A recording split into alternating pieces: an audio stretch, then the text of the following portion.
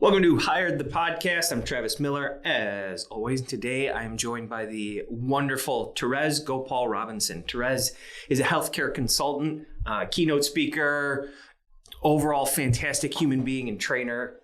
She's got over 20 years of experience in healthcare, a lot of that in leadership, self-proclaimed a lot of failure in that leadership, which I know we'll talk about a little bit, but she really works with companies, with leaders, with new leaders to help them, those who are struggling with imposter syndrome, self-doubt, and helping companies really establish a culture of strong and supportive leadership. And I was actually thinking of you yesterday, Therese. And first of all, welcome to the show. It's great to have you here. Thank you so much, Travis. This is exciting. I'm excited to be here. I'm excited to have you here. And I was thinking of you yesterday because of what we talked about a few weeks ago. We actually had Mike Weinberg come out to visit us. I don't know if you know Mike Weinberg at all. No. Sales trainer and author. And he's got a new book coming out that he gave me an advance copy of. I was very excited about it, called The First Time Manager. And in it, he says, and I think you can take the word sales out of this sentence from the book. So he says, all the sales training in the world will not make a significant impact on sales results and the culture required to sustain those results in the long term if you do not get the big sales management things right.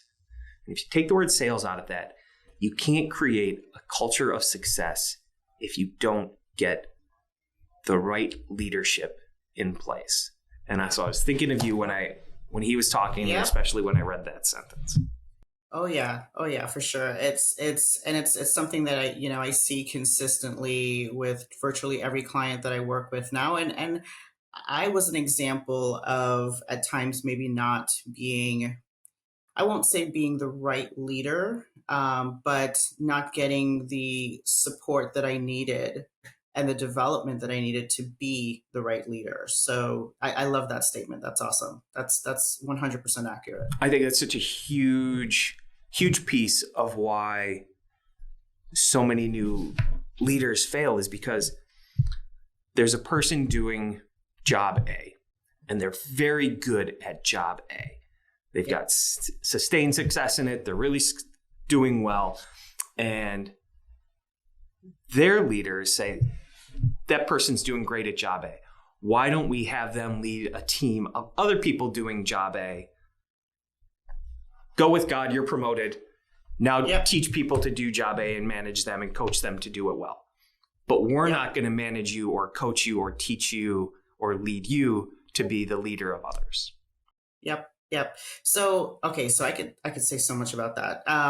But yeah, I think we take folks who are great as individual contributors, and there's this assumption that because you're great at job A, you will be great leading a team of folks doing job A. But there's a few things that we forget when we look at promoting folks from within. And I am a huge advocate for promoting from within for sure. But there's a few things that we miss at times. And the first thing is, well, does this individual contributor even want leadership? Have we asked? Have we said, there's this opportunity. We think you would be great at this. Is this something you want? And if the answer is yes, then we need to ask why. Why is this something you want? Because a lot of times, sometimes folks are just really happy being fantastic individual contributors. The other thing is when we transition from team member to team leader, we're no longer in 100% control of our success. We're now responsible for people, for this community of different personalities, different motivations, different expectations. There's all this stuff that goes into it.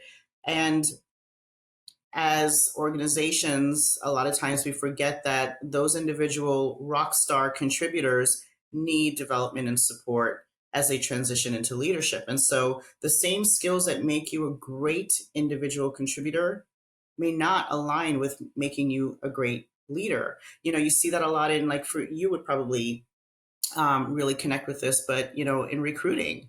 So the skills that make you a phenomenal, like, top-notch recruiter may not be the same skills needed to lead a team of high-performing recruiters. Because as recruiters, it's, you're very, very, focused on specific things, specific tasks. You know your desk, you know how to turn things over, you know how to convert. But being a leader, it's very different. And so I think when we promote from within, if we don't give those individual contributors the support that they need to be fantastic leaders, we're setting them up for failure.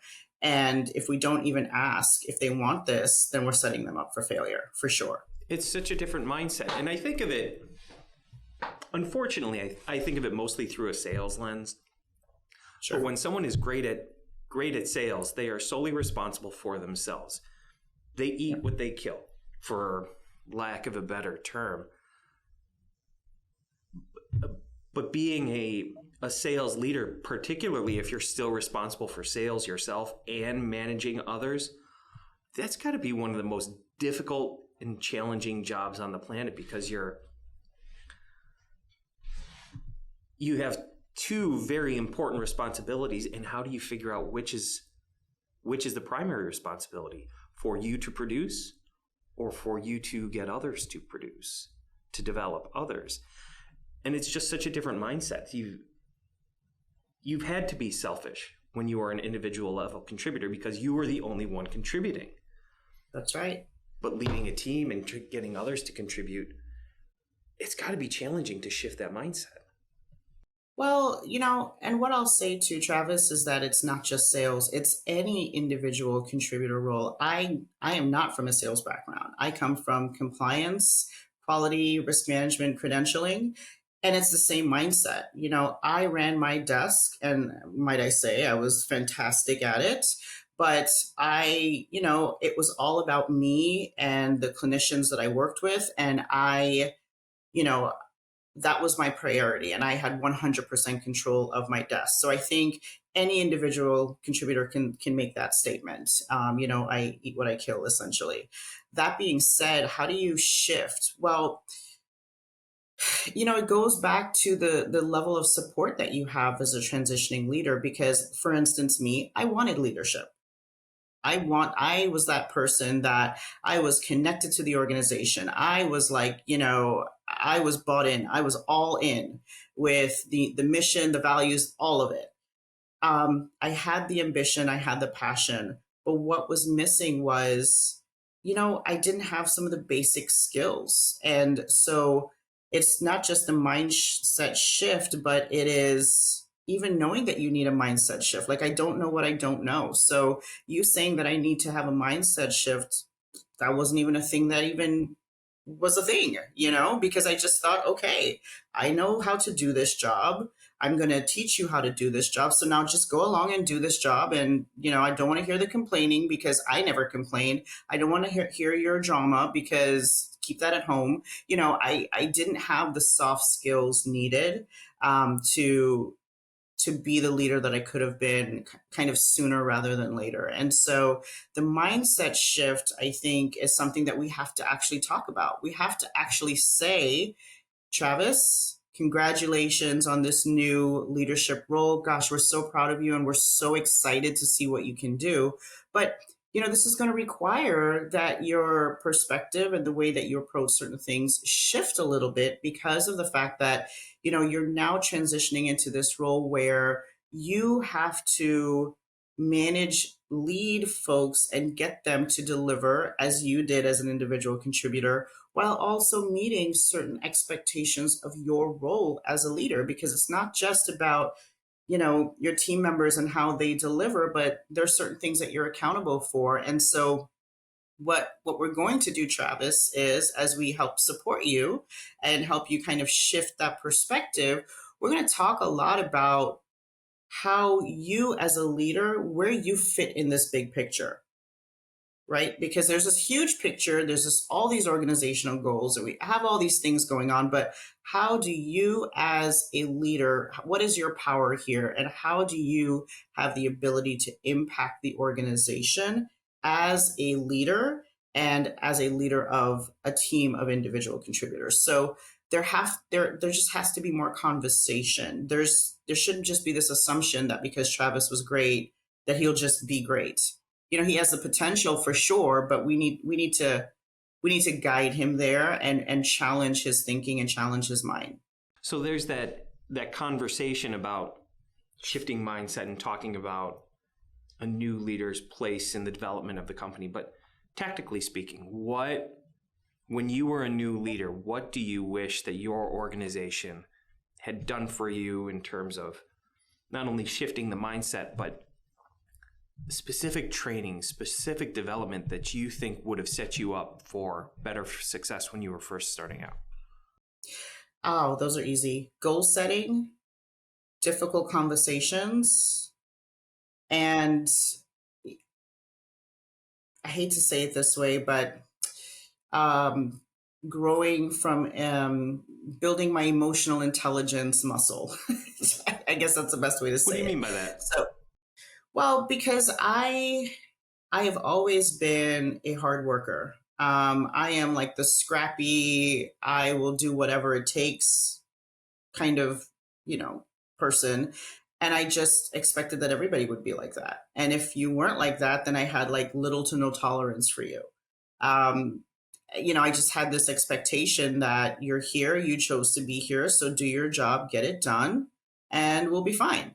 And so if you're not meeting expectations or whatever, I automatically went from a negative kind of non-empathetic perspective of like, I don't understand, just get your job done. I don't know, why can't you just get to goal here? Mm-hmm. Versus actually kind of pulling back a little bit and maybe looking at that person as an individual, looking at that person's background. It's not just about the training and all this other jazz, but what are some of the individual challenges that they might be having that are blockers for them getting to goal? And so goal setting was a big one for me. I wish someone had just guided me a little bit more in terms of, well, how do you create performance metrics? And, how do those even connect to the bigger picture? And difficult conversations. And when I say difficult conversations, when people hear that term, they normally think, uh-oh, you're about to write someone up, or uh-oh, you're about to fire someone. But yeah, those are difficult conversations, but what about, just the daily things that you encounter as a leader? So here are some things that I always, in some of my coaching classes, I always say, okay, well, you have an employee and they're doing really well, but other employees are complaining about the fact that there's a certain odor coming from them. Handle it. And normally that is one that everyone just has just all kinds of panic and anxiety about, right? But those things, right? So there's a certain skill that comes with having difficult conversations. And, I always approach difficult conversations as just do what I say and we'll be fine. When in fact, the approach to difficult conversations is, well, number one, your goal is, you have two goals with difficult conversations. The first one is to change behavior, right? You're having this conversation because something needs to change, whatever it is, right? But the second goal, and probably the most important goal, is you want to save that relationship. You want to walk away from that conversation with a relationship still intact or better. You don't want to cause further divide between you and that person, or between that person and the team. And so I really wish someone would have done some sort of training or something, or given me a book or something that gave me some guidance in terms of, well, how do you prepare for a difficult conversation? What is the goal of a difficult conversation? How do I follow up?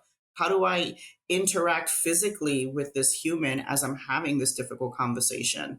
And then for me specifically, who I am not, it's funny, right? Because I say that I'm like, just do what I say and it's fine. But I'm also not very confrontational. Mm-hmm. And so the moment I get into any kind of tough conversations, I struggle. The first time I had to terminate someone, it took 5 hours. And that's the truth. It took me 5 hours, and it only ended because she got up, slammed stuff on the desk, slammed the door, left, and I was in tears. That was my first termination. So it would have been great if someone had kind of maybe coached me a little bit and helped walk me through some of the steps of the difficult conversation. So, like I said, for me, it would definitely be goal setting, having difficult conversations, and then leading more empathetically and really focusing on my emotional intelligence. I got to ask, how did you handle the person that people were complaining about because they smelled bad? Yeah. So, the first thing I always say is you have to lead with the positive first. So, Travis, gosh, thank you so much for coming in and having a conversation with me. First of all, I wouldn't have it in my office. I would say, Travis, let's go down to the cafeteria or whatever and grab a cup of coffee, right? And I would say, Travis, first off, I think you're doing so great, and I want you to know that you're just such a huge player on this team, and I really appreciate that. And then I would get very close to Travis, right? So I would make some sort of physical contact, because if I'm getting ready to talk about something like body odor or something that's, I want to make physical contact. And so I would just say, Travis, so this is going to be a difficult conversation. It's certainly not one that I want to have, but I definitely think it's one that we need to have because of the fact that, my biggest concern is making sure that you're comfortable in your work environment and, everyone is comfortable. And so I've received some feedback that lately, there's been something happening in terms of maybe your body in terms of the smell, or there's something going on there, right? And I'll say, I get it. This is not fun, right? But it's one that we need to have because, I want you to be aware of what's happening around you. And then Travis might say something like, oh my gosh, I didn't even know, or oh my gosh, I started taking these like herbal supplements and they're like totally, whatever, right? But we would have that conversation, and Travis would probably feel completely embarrassed, but I would stay in very close proximity, and I would just say, hey, it's fine. I wanted you to be aware that these things are happening around you, and maybe you weren't aware of it. It happens, right? But this in no way, is obviously is a reflection of who you are and who you are to me as a team member. And I just wanted you to be aware. And it'll be awkward at first or whatever, and then I'd be like, all right, what do you want off the menu? And then we kind of carry on with our things. So I think when you're having those conversations that are very personal and can be really uncomfortable, try not to do it in your office if you can. Take a walk, or hey, I need to go grab something from whatever, come help me, or whatever. Kind of move away from the office, because the moment someone steps into your office, there's this power dynamic happening, right? I'm in charge and I'm over you, and you come to me and I look down on you. And so I would say, let's go and have that conversation elsewhere. And I keep it very light and easy. I stay connected. I try to make physical contact, because if you're talking about bad breath or odor or something, physical, people may feel some shame. And so you making physical contact or being close enough to that person, it tells them that, it's nothing to be ashamed of, and it's okay, and we can talk through it. So that's how I would handle the bad odor They don't conversation. really cover topics like that in business school very often, do they? No, they don't. No, they do not. Which I wonder how many other things are there out there like that are maybe not daily occurrences in a leader's life, but there are things that are very normal that nobody ever talks about when they're teaching you or training you or coaching you for prospective leadership. Yeah. I mean, how do you deal with like these two types of employees? How do you deal with the employee that, on paper, they're amazing. Your clients love them. They are rock stars on paper. They're hitting all the metrics, but they have just really terrible behavior, and they've isolated other folks on the team. And, and it's really impacting the culture of your team. Like, how do you deal with that? How do you deal with the person that, is all about the team? They're 100% bought in, engaged. They try so hard. They're there early. They stay late, but they're struggling to meet the expectations of the job. Like, how do you deal with those things? So those are all things that obviously you cannot think of every single scenario when you're, doing some sort of development program, but you can certainly hit some high things. And it's not so much about the situation. It's about, well, how did we get here? Why do I feel like I need to have this conversation? What's the goal of the conversation? How do I plan and prepare? What am I saying during that conversation? What are we both taking away after the conversation? And how do I follow up if needed? Mm-hmm. And then you can really kind of plug and play depending on what the situation is. And anytime I have conversations with employees or now with my clients and helping coach the leaders through difficult conversations, I do believe in a certain level of vulnerability. And there's these words now, right? Authenticity and vulnerability. But for me, I've always kind of came from that perspective because I think I'm a person, you're a person, we all have our things, and so when I'm having conversations with you, I try to just be me, as if I'm sitting down talking to a friend and I'm having a difficult conversation with them, but I would prepare ahead of time. I think a lot of times we jump into these conversations, especially if we have an executive leader that's like, Travis, you got to take care of this right now. Like, I don't want to get another complaint. And Travis is like, oh, okay, all right, I'm going to do it right now. And Travis calls Therese into the office to give her a what for about whatever. But he has no plan, no specific goal other than she's got to fix it, no way to follow up, and no recommendations for coaching her through the problem. So I think those are things that we should be talking more about for sure. I think a lot of it goes back to one thing you mentioned earlier, and that's empathy. And when you are an individual contributor, you are primarily focused on yourself for good reason. Yeah. How do you train somebody to be empathetic to people that are now counting on them to lead? So I think, I think it's two things. I think I have to look at what they brought to the table. So are you generally an empathetic person? Are you, because I can't teach you empathy, right? I can teach you self-awareness, and I can teach you to be more open and connected to the people around you, but I can't teach you empathy. That's something you either bring to the table or you don't. But in coaching, emerging leaders or current leaders in terms of, being more self-aware or being more connected to their teams, the first thing I always ask is, tell me about a leader who you admire or who you are very connected to, or who took some time to coach you or have certain conversations with you.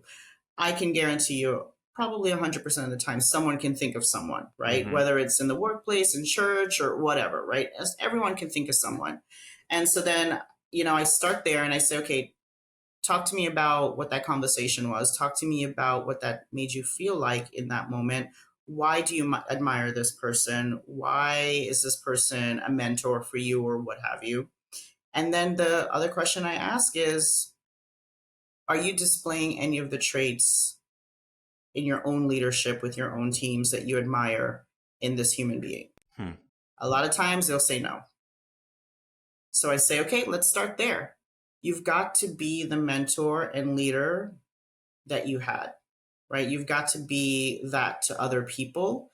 And you have to realize that everybody is here for a reason. Everyone deserves to be here, right? And you as a leader, your goal is to make things, this is my opinion, your goal is to make things as easy as possible for your team. So your goal is to break down barriers, remove the challenges, to allow things to happen for your team and allow your team to be successful. So when I think about empathy, I think, I always circle back to, are you displaying the same traits as a leader as this person that you admired? If the answer is no, that's okay. We have some work to do, but let's talk about that. Let's talk about why you think you're struggling with empathy, or why do you think you're struggling to connect with your team and lead, lead your team. This will lead to some really great conversations about self-awareness.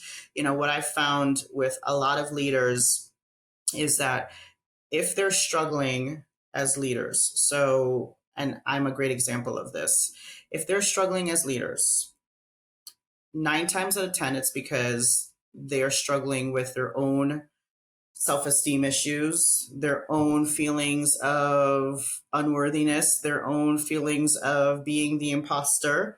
And they're probably intimidated by the folks that they lead, believe it or not. And so, when we have those conversations, it leads to so many other big conversations. But self-awareness, when it comes to empathy, it's all about self-awareness and trying to be open to the folks that you are leading, and try to connect with the certain skills that you wish you had, that maybe a mentor or somebody that you admire had when you were coming up. So you said that empathy isn't something that you can teach, and I'm sure there are other skills that you can't teach. You can help bring them out of people, but if they're not already in there, then it's a lost cause. Right. What should companies, what should current leaders be doing? What questions should they be asking? What behaviors should they be observing to identify the people that have the greatest potential to be successful future leaders in their organization? Yeah. So some of the questions. So I love the, tell me about a time type questions. But I love people telling me stories about the things that they are most proud of. And that sounds kind of silly, but you can learn a lot about someone when they tell you stories about the things that they're like really the most proud of. It doesn't have to be in their career. It could just be in life in general. But I would ask them, tell me about a couple of things that you're like super proud of. And how did you get there? And why does this make you so proud? And that sort of thing. And the things that I'm looking for are, the things that they're proud of. Was it connected to other people? Was it service oriented? Was it those are the things that I'm looking for when I'm having conversations with people, to determine whether or not kind of where their empathy level is, or if they would really be a leader that could be connected to their team. So I would ask, tell me some things that you're really proud of. It doesn't have to be in the workplace. It could be wherever, but those are the two things that I'm looking for. Is it service oriented, and is it connected in some way to other people? Because those are the tiny little things, the sprinkling of things that can help you kind of determine, well, how would this person come in and lead others? Because a big part of leadership is serving others. A big part of leadership is figuring out how to be a part of a bigger community. Mm-hmm. And you had mentioned that you knew that leadership was something you wanted in your organization. And a lot of times companies, I think we talked about it earlier, they put people in leadership positions because they were good at doing the job, but they don't ask if they wanted it.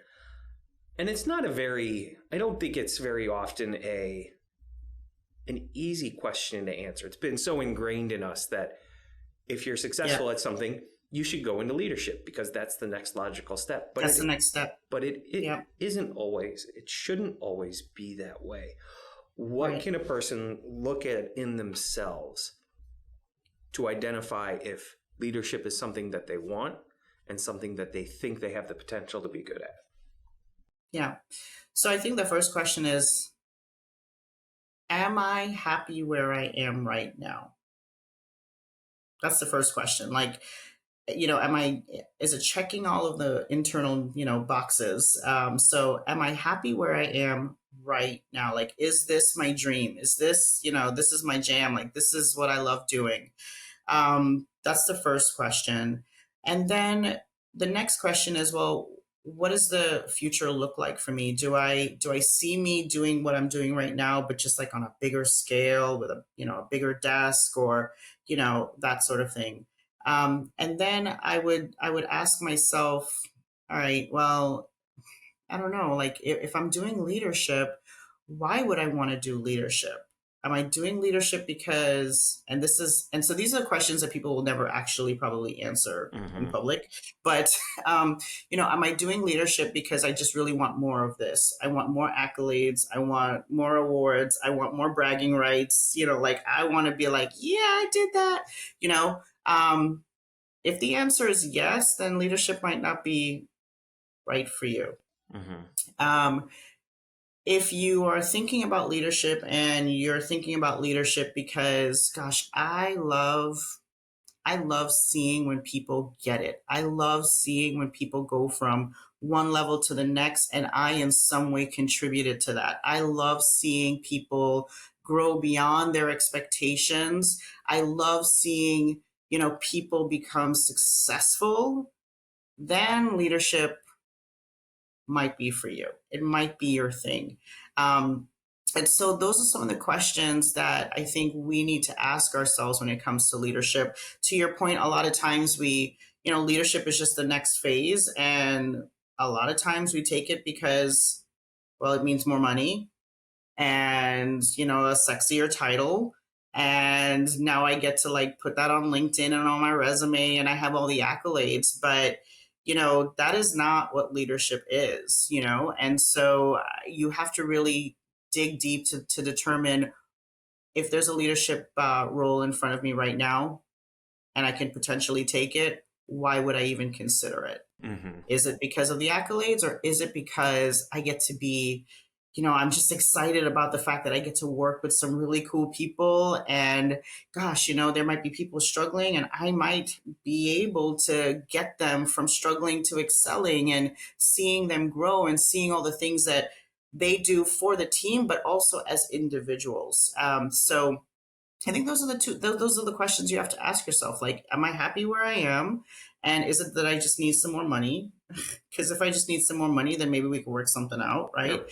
Or am I looking to leadership? And if I am, what are the reasons? Is it all about me, or is it all about being part of a community and helping that community grow? Mm-hmm. I wanted to solicit your advice for people out there who are not leaders yet and might never be leaders. But as they're searching for new opportunities, as they're searching for new organizations, what can they look for to identify who those great leaders are? Because there's a lot of bad ones out there. Yeah. So if I'm looking for a leadership position. Not necessarily looking for a leadership position, just looking for any position, but you want to make sure that the person who's going to be leading you, the person who's going to be your manager, your boss, whatever you want to call it, how do you identify if that person is a person that is worth being led by? Yeah. So that's a really good question. So I think it's, you know, there's only so much that you can do in an interview. So I think it's worth it to do your research ahead of time, right? So, obviously researching the organization, but then you may not know who your hiring manager is before you get in front of the actual person during the interview. And so during the actual interview, what you want to look for is, well, a couple of things. Have they done the work? Mm-hmm. Number one. I don't care so much about degrees and all that jazz. I don't really care about that stuff. But have they done the work? And are they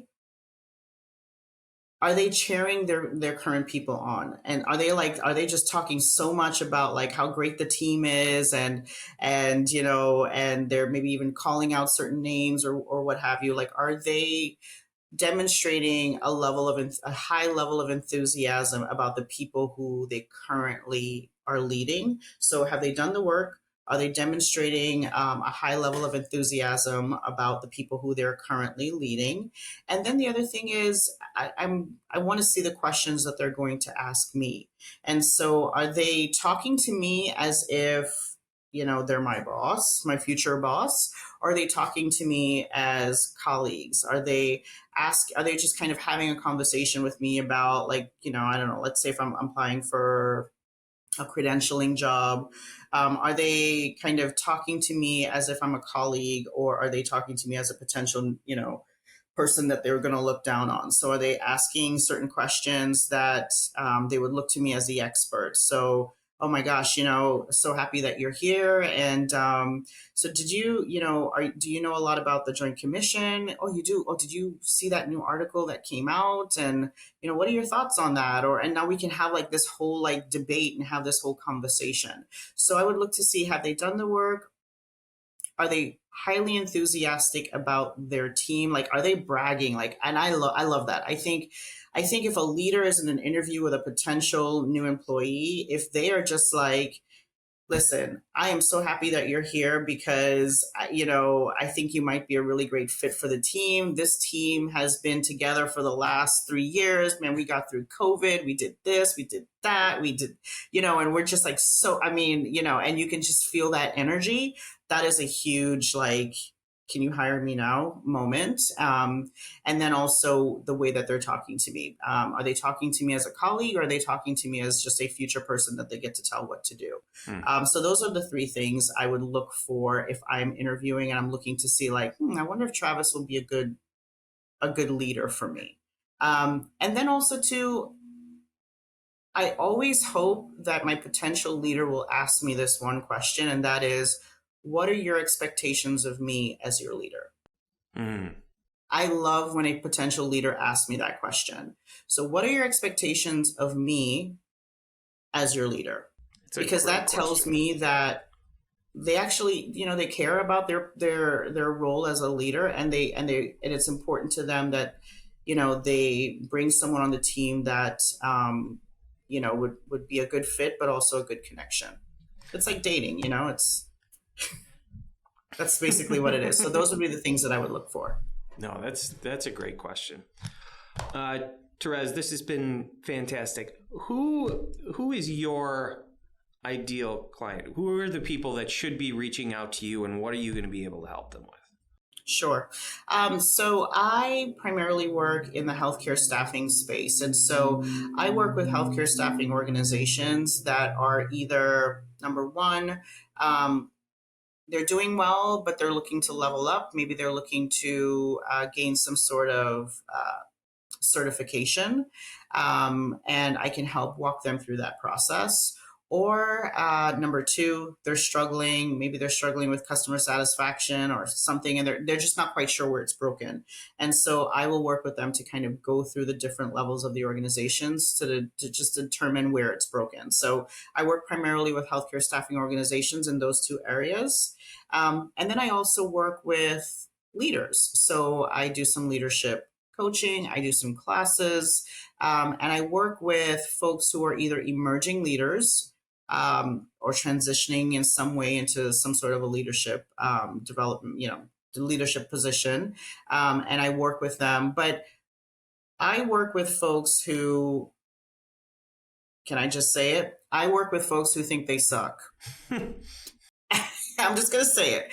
And so what we do is we really, really, really dig into, well, why do you feel that you're not having, you're struggling right now as a leader? And we dig into some of the reasons why. So it goes right back to, what baggage did I bring to this role as a leader, and how we can actually unpack all of that stuff to get you to a place where you can lead more effectively. So those are the things that I offer, either to individuals or organizations. A very in-depth, robust leadership, don't suck anymore program. Well, here's to you helping as many people as you can not suck anymore. What's the best way for people to get in touch with you? So you can reach me on LinkedIn. It's just my name, Therese Gopaul-Robinson. I'm also on Instagram as well, or you can join my newsletter, and that is, you can get that through my website, which is Therese, Therese gr.com. Therese, this has been fantastic. I really appreciate all of the advice you gave me in helping me suck a little bit less. This has been Hire the Podcast. Big thank you to Therese and to Noah Cuff, our producer.